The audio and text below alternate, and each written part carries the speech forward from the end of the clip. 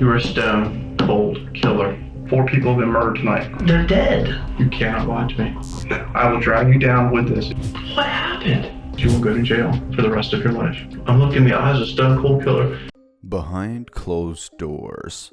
Unveiling the 15-year-old mass killer, Nicholas Browning. Tragedy has a way of leaving an indelible mark on a community, an unimaginable weight that lingers in the air. In the quiet town of Cockeysville, Maryland, the tragedy was so great, so large, that it was hard for everyone to take it in. But amidst the somberness, there remains a glimmer of hope, a place where the memory of a once vibrant family can be cherished. Think of the mind as a house, with rooms and corridors, doors and windows. Within these chambers, our thoughts reside, our deepest and darkest secrets kept locked away. But sometimes, the mind becomes a dwelling place for impulses we can barely comprehend, a place where even the impulse to kill can hide. In this particular house, the crimes that unfolded were unimaginable. A family's peaceful existence shattered in an instant. The true motives behind the gruesome acts remain a mystery, an unsolved puzzle that continues to haunt the residents of Cockeysville. On that fateful day, May 3, 2008, the Browning family was struck by a tragedy that would forever alter their lives. 4 lives lost, all within the confines of their own home. The discovery was gut-wrenching, the scene so disturbing that even seasoned detectives found it hard to digest. John Browning, the patriarch, lay dead on the couch, while his wife, Tamara, had been shot in the head. Their 2 young sons, Gregory and Benjamin, were murdered in their beds. Innocence snuffed out in an instant.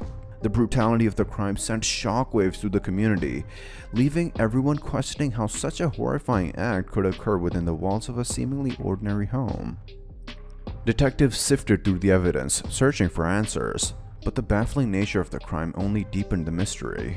There were no signs of forced entry, no indication of theft or robbery, just a stack of video game cartridges, bizarrely placed by the door.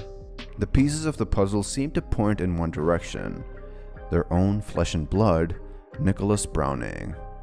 Nicholas, a 15-year-old boy with a seemingly normal life, was now the prime suspect. His alibi was shaky, and the murder weapon belonged to his father. As the seasoned homicide detective sat across from Nicholas in that dimly lit room, an intense 8-hour interrogation unfolded. Who were you with all day? I was with Ryan, Alex, and Nick. We were at Ryan's house in the morning because we slept over there last night. What time did you guys get over there last night? I went over there right after school. You got there after school about what time?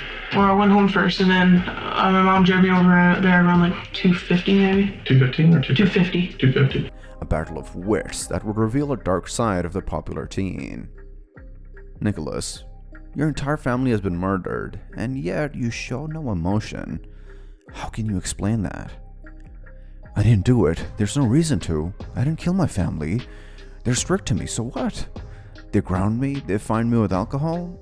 Yes, they're harsh, but they're not that harsh. Let me do what I want. There's no reason.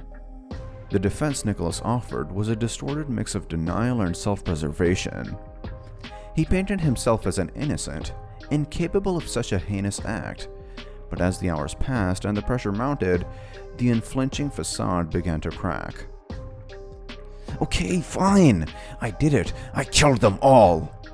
And so the truth emerged from the depths of Nicholas Browning's troubled mind.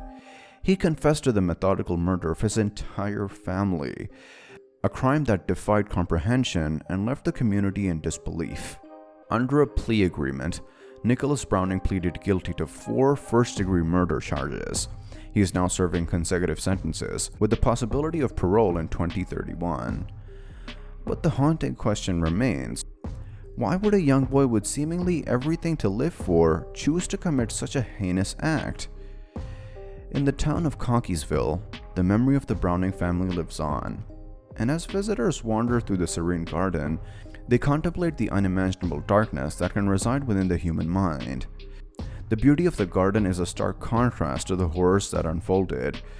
a reminder of the fragility of life and the complexities of the human psyche. The story of Nicholas Browning, a 15-year-old mass killer, serves as a haunting reminder that beneath the surface of a seemingly ordinary life, darkness may lurk. It challenges us to explore the depths of our own minds and to seek understanding in the face of unthinkable acts.